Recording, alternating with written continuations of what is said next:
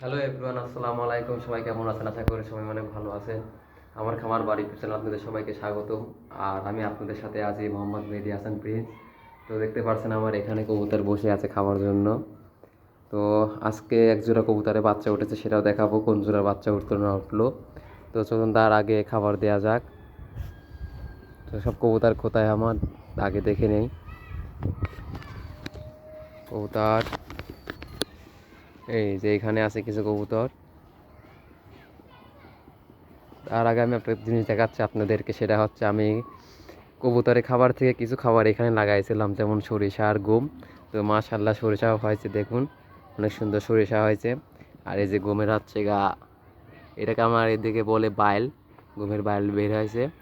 আর সামনে এই মাঠে ধান লাগাচ্ছে, সেটা আপনাদেরকে দেখাচ্ছি।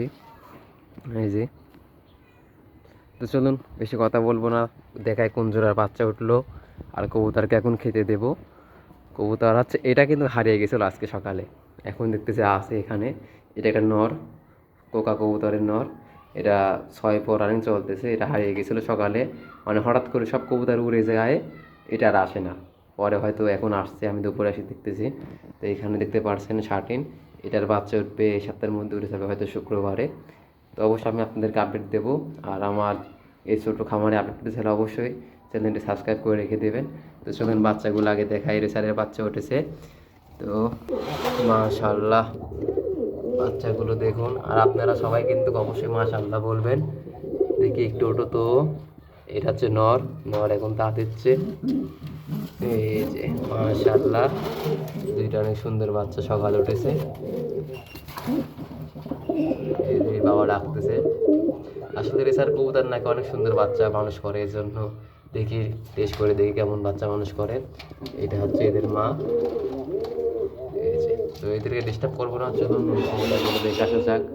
এই যে ডিমে তা দিচ্ছে, তো তার আগে একটু খাবার দিয়ে দিই কবুতরকে। তো আমি খাবার নিয়ে এনেছি, এখন দেখি কবুতরকে ডাক দেই। আ আ আ আ আ আ আ আ আ আ আ আ আ আ।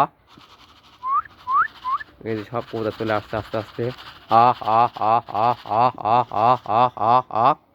এই যে আরেকটা কবুতর কোথায়? এখানে 4টা আছে, আর একটা ওটাই খুঁজে। আহ আহ আহ আহ, খাবার দে।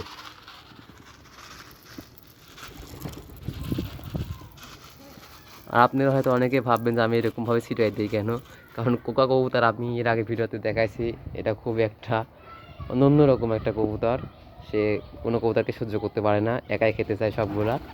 এই জন্য আর কি ছিটিয়ে দেওয়া। এই যে চলে আসছে কবুতরগুলা, মাশাআল্লাহ অনেক সুন্দরভাবে খাচ্ছে।